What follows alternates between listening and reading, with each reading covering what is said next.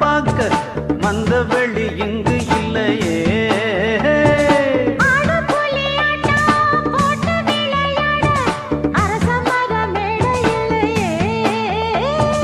கால ரெண்டு பூட்டி கட்ட வண்டி ஓட்டி கானம் பாட வழி இல்லையே.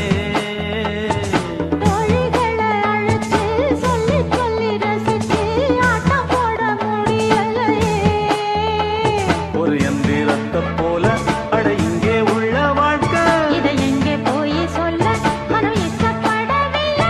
நம்மூரை போல ஊரும் இல்ல. சொர்க்கமே என்றாலும் அது நம்மூரை போல வருமா?